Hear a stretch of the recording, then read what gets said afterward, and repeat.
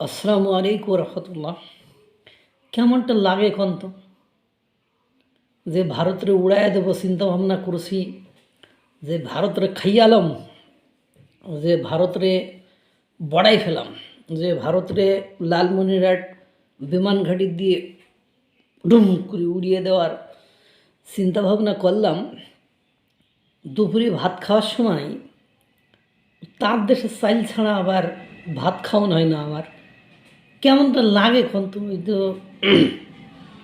এই যে আসনাত আবদুল্লাহ এই যে সেভেন সিস্টার্সকে উড়িয়ে দিতে চাইল, তাদের দেশের যারা বিদ্রোহী গোষ্ঠী তাদেরকে আশ্রয় প্রশ্রয় দিতে চাইল। এই যে হাসিনুর রহমান কর্নেল না কি যেন, কর্নেল না, উনি সেনাবাহিনীতে চাকরি করতেন, বীর প্রতীক হাসিনুর রহমান। তিনি বললেন ও তো ভারতের তো কিছু নেই, ওদের ভয় করার মতো কিছু নেই, অথচ তাদের বাপদাদারা ভয়ে কাপড় চোপড়ে হয়ে যায়। তাদের বাপদাদাদের নৌঘাটিতে, করাচি নৌঘাটিতে আগুন জ্বল্লা যায়। তাদের বাপদাদাদের আপনার পুলিশ ফাঁড়ি জ্বল্লা যায়। তাদের বাপদাদাদের ব্যাংক লুটপাট হয়ে যায়। ওদের নাকি কিচ্ছু নাই। যাই, তারা একখান ডোরনও ঢুকাইতে পারে না, এত শক্তি, এত যে 17 থান্ডারের এত পাওয়ার একখানও ভারতের মধ্যে ঢুকাইতে পারে না, যুদ্ধের সময়েও ঢুকাইতে পারে না। অন্যের হাত পা ধইরা মানে যাতে যুদ্ধ বন্ধ হয়, মানে হাজার হাজার মানুষের জীবন বাঁচা যায়, সেই চিন্তাই করে। এদের আস্ফালন। দুপুরের ভাতটা খাইতে হলেও, রাতের ভাতটা খাইতে হইল, যে তাদের দেশের চাইল দরকার হয়, তাদেরকে এই ধরনের অপ্রাসঙ্গিক কথাবার্তা বলে এইসব মানে নিজেদেরকে ছোটো করার কোনো মানে হয়? যাই, কেন বলছিলাম, ভারত থেকে আসা ভুট্টা ও চাল পানামা হেলিপোর্ট দিয়ে খালাস হওয়া শুরু করেছে। অর্থাৎ 50,000 টন ভারত থেকে যে চাল আমদানি করেছে বাংলাদেশ, এবং ভুট্টা আমদানি করেছে কিছু, সেইটা পানামা হেলিপোর্ট দিয়ে পাঠিয়ে দিয়েছে বাংলাদেশ, সেটা আনলোড করেছে। কিছু বুঝলেন? মানে খাবো তোমার, মাখবো তোমার, তুমি ছাড়া অসহায় আমি, আবার তোমাকে গালি দিতে আমার একবারও কি কাঁপবে না, বুক কাঁপবে না।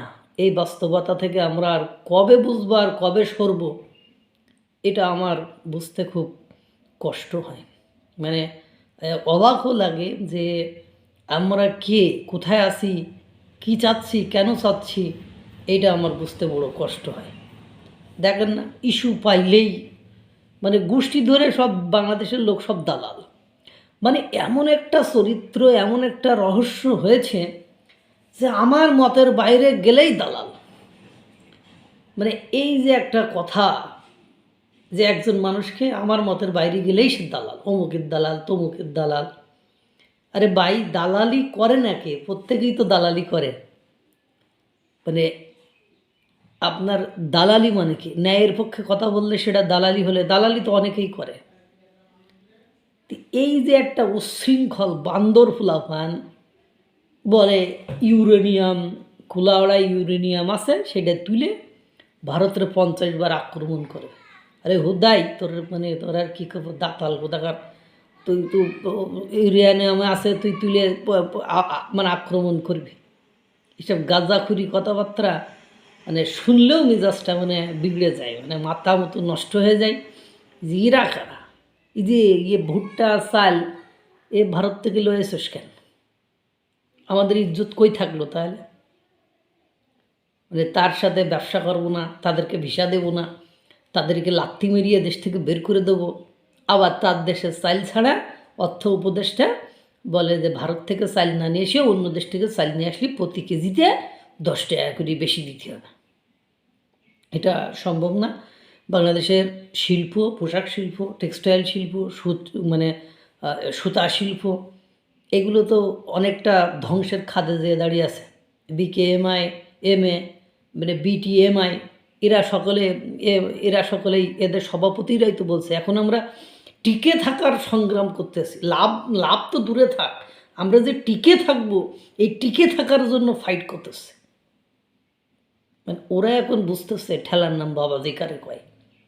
তো এই যে তার দেশে চাইল আর মানে ভুট্টা যে নামাচ্ছেন, আবার সকাল বিকেল দুপুর অমুকের তমুকের দালাল দালাল করতেছেন, ঘটনা কি? রুচি পাল্টান, সঠিক মূল্যায়ন করা শুরু করেন, নইলে বিপদে পড়বেন। আল্লাহ তাআলা সকলকে ভালো রাখুক, সুস্থ রাখুক। আসসালামু আলাইকুম ওয়া রাহমাতুল্লাহ।